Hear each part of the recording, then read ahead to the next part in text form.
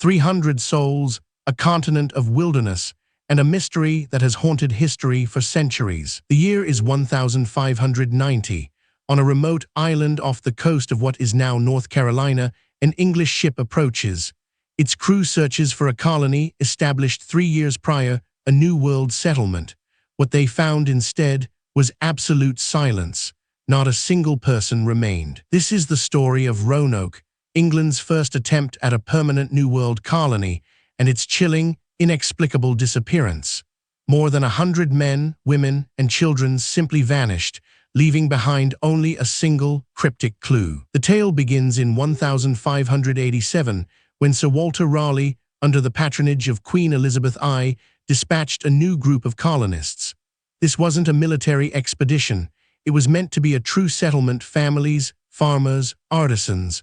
A fresh start in a vast, untamed land. John White, an artist and friend of Raleigh's, led this brave group.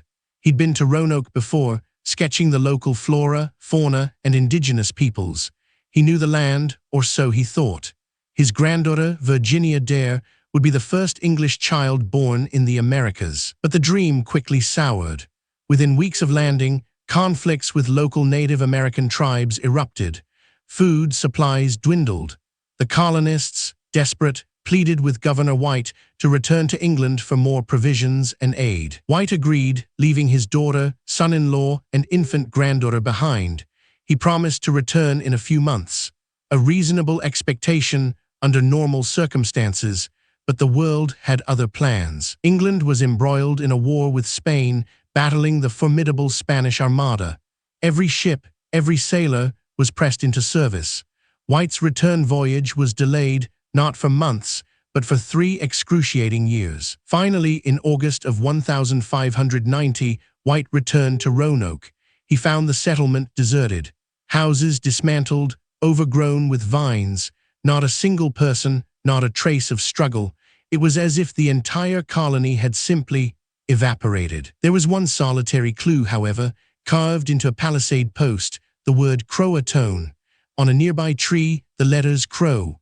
White knew this referred to a friendly Native American tribe on a nearby island, Croatoan Island, now Hatteras Island. Before he left, White had instructed the colonists that if they were forced to move, they should carve the name of their new destination.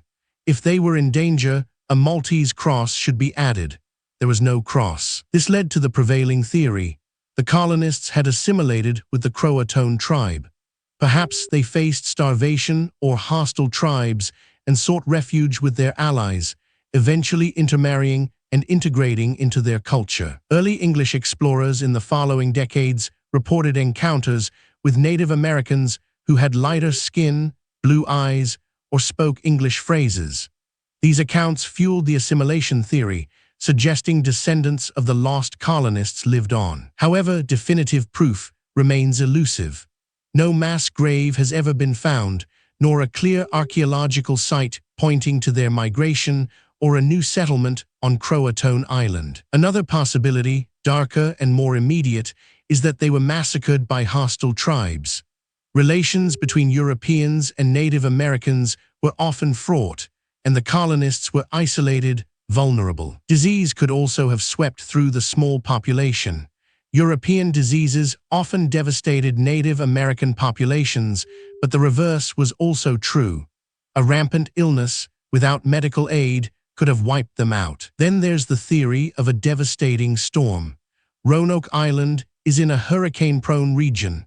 A powerful hurricane with no escape route could have destroyed the settlement and scattered any survivors, leaving no trace. More recently, archaeological discoveries have added new layers to the enigma. In 2012, researchers found evidence of English artifacts, including pottery and tools, further inland from Roanoke, near what's called Site X. This suggests some colonists might have moved further inland, perhaps seeking better resources or avoiding coastal dangers. It aligns with White's instructions, but the full story, the ultimate fate of those lost settlers, remains obscured by time and wilderness. The lost colony of Roanoke serves as a haunting reminder of the brutal realities of early exploration. A story not of grand conquest, but of vulnerability, resilience, and the enduring power of the unknown. A whisper in history, forever asking, where did they go? Subscribe for more deep dives into history's most baffling enigmas.